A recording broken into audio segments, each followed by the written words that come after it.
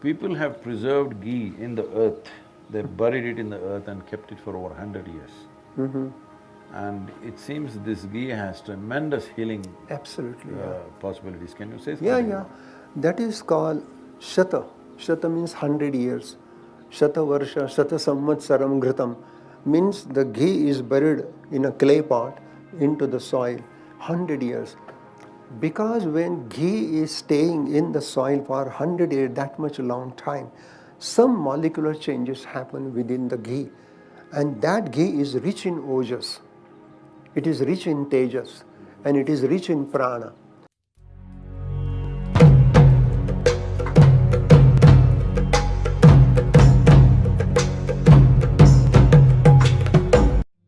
The highly enlightened master Sadhguru was visiting United States, and I heard from my friend that he is going to visit Ayur Prana. Oh, it was such a moment of joy, bliss and thrill, and we all were excited. And literally when I came out, he came on his motorbike. Gut. Oh my God.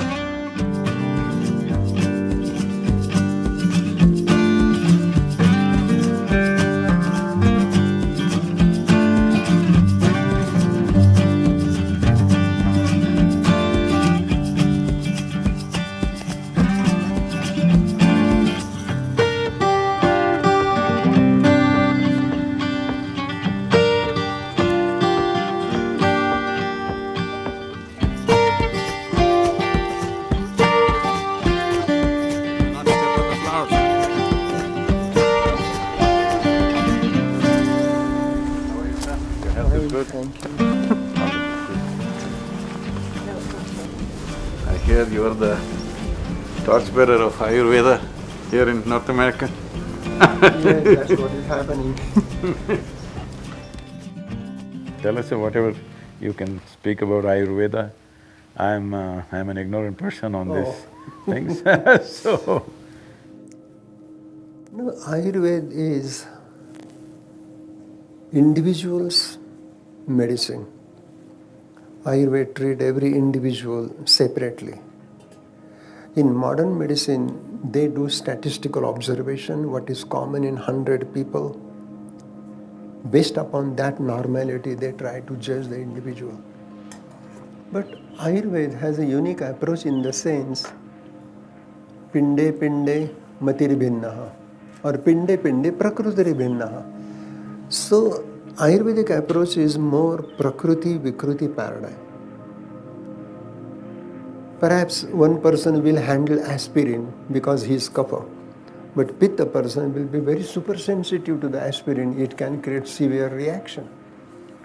So Ayurveda says that to understand the individual and then treat accordingly based upon his prakriti, vikruti, environment, lifestyle, all these have great significant value. And I listened to your talk on YouTube. I think you are talking Ayurveda in a different language.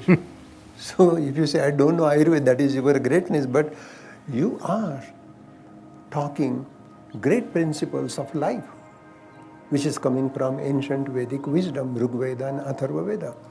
So Ayurveda is a way of life, I've read living only in one… harmony. I've read only one Veda, sir, that is this one. That's correct. I didn't read anything else. Other four I didn't read because I'm too illiterate for those That is things. Atma Veda. Atma Veda is the mother of all Veda. Yeah, more a holistic approach is definitely needed. Individual doctors, a few of them are doing it. On the larger level, I don't know where it'll come together because Right. they're moving in divergent ways. That's also possible. Because the basic thought process of entirely depending upon technology and everything is kind of an absolute. Well, health is not an absolute thing. Right. You may be healthy now, in the next 5 minutes you may not be. Yeah, it is relative. It just varies, it's the nature of how life happens. So, these absolute things about you tested my blood in the morning and everything is fine with me, but I may be dead by the evening. Oh, yeah. So many people do, I'm Right, saying. right, yeah. So, this absolutism needs to go and we need to look at life with a more holistic and a more gentler approach, which needs lot of Correct. cultivation and new kind of civilization. When I say new kind of civilization, right now our idea of civilization is that we dominate everybody and we are civilized. No idea of civilization is there is no need to dominate anyone, that is civilization. That is correct. But unfortunately, we think the other way around. When Mahatma Gandhi was asked by someone, what do you think about the Western civilization? He said, it's a good idea. It is not me, it's him. Because we are misunderstanding domination as civilization. The fundamental of civilization is, there is no need to dominate anyone. It doesn't matter, somebody is weak, somebody is strong, somebody is young, somebody is old, somebody is male, somebody is female. You don't have to dominate anything, even other life around you. Absolutely. That's civilization. But right now our idea of civilization is putting a stamp, our stamp on everybody's face. I would like to ask you one question. In the tribal cultures in southern India, plants are identified as masculine and feminine. In Ayurveda, is there such a thing that there are feminine herbs and masculine herbs? It's very simple, it is based upon Shiva Swarodaya. If you take a leaf, there is a central, that is Sushumna. If you hold, because every leaf has a solar side and lunar side. The shiny side is solar, it takes solar energy, and the rough side is lunar. And if you look at the plant, the stem, and then there are horizontal lines. If you count those sira, that is called sira, if it is even number, so it is a female tree. If it is odd number, it is a male tree. So male-female can be detected through how many horizontal lines are there on the leaf. This is amazing, very fascinating. So this is very interesting that male plant and female plant we can detect just by looking at this. Shiva Swarodaya is another wonderful science of Surya Swara, Chandra Swara, Ida, Pingala, Shushumna. And even in every plant there is a Ida, Pingala, Shushumna.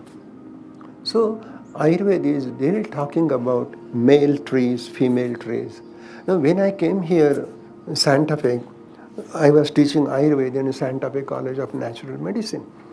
And there were so many here Native American herbs, chamomile, comfrey, angelica, even they use Krishna Kamal, which is passion flower. And passion flower is good for high blood pressure. And there is a Hathon Bedi. So we studied, and I wrote a book with one of my friend and student, Dr. David Fraudy, and we worked together. And that book is… I know Dr. Fraudy, we've had Yeah. So we were working together in Santa Fe. And that book, we have explained Ayurvedic herbs and Native Indian American herb. And they have incredible healing power. But we study them through Ayurvedic basic principles of Rasa, Virya, Vipaka and Prabha. And that book is very popular now here. So, male and female energy, Shiva Shakti, Purush Prakriti, Yin Yang, Ida Pingala, it is there in the plant. I would like to ask you one thing. Right now in Kerala, people are claiming, and we don't know how much of it is true, but I know some of it is true. People have preserved ghee in the earth. They buried it in the earth and kept it for over 100 years. And it seems this ghee has tremendous healing possibilities. Can you say something? Yeah. That is called Shata. Shata means 100 years. Shata Varsha, Shata Samvatsaram Ghritam means the ghee is buried in a clay pot into the soil 100 years. Because when ghee is staying in the soil for 100 years, that much long time, some molecular changes happen within the ghee, and that ghee is rich in ojas, it is rich in tejas, and it is rich in prana, because ultimately the pure essence of vata dosha is prana. pure essence of Pitta is Tejas and Kapha is Ojas. And at cellular level, Ojas, Tejas, Pran, they maintain cellular metabolic activity, cellular intelligence, and flow of communication. Prana is a flow of communication. So at cellular level, Ojas, Tejas, Pran, they are operating and enhancing the cellular life. So this 100 years old ghee, Purana Ghritam, is the best medicine for eczema, psoriasis. Even if you take internally, it can heal peptic ulcer, ulcerative colitis, IBS, irritable bowel syndrome, many disorders, even autoimmune diseases. This Purana Ghritam is Sreshtam, Ojas Karam Param. So this promotes Ojas. So Ayurveda, if it has to become the way of the world, not necessarily in the form that it's come from India, it can happen in so many different ways. Right. The fundamentals are right, but how it finds expression in different societies could be different. If it has to happen, first and foremost thing that needs to happen is that there must be a significance for the creation above your own creation. Correct. Till then, I don't think people will take to Ayurveda. Everybody is looking for a quick fix of some kind. And people are doing integration of Ayurveda and acupuncture, Ayurveda and chiropractic, Ayurveda and naturopath, and Ayurveda and allopath. Because Ayurveda is all inclusive, and it doesn't mean that it belongs to India, it can belong to anywhere. That's why you're getting me into trouble. When I said I said, if… I spoke in the United Nations and I said, if yoga is Hindu, gravity must be Christian. So, even now the people who think they're more Hindu than me are hitting me every day. Oh, wow. Because they think I gave up yoga.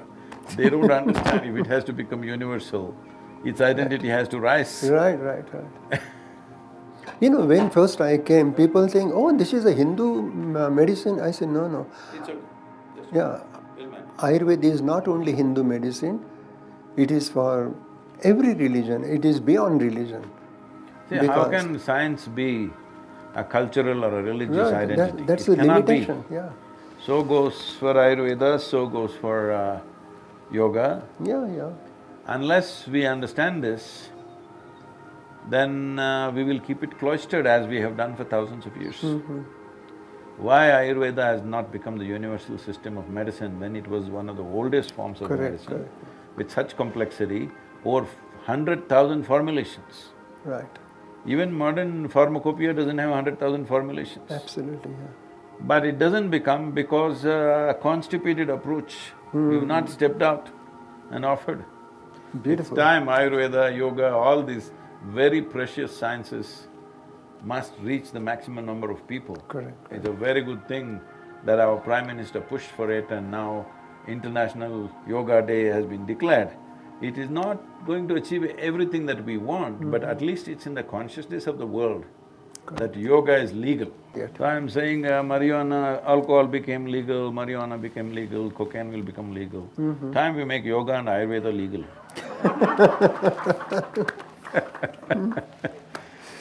Thank you, sir. I don't want to take too much of your time. Thank you.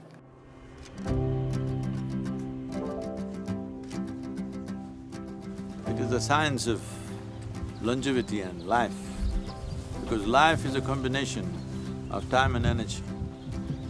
Time is rolling away for all of us at the same pace.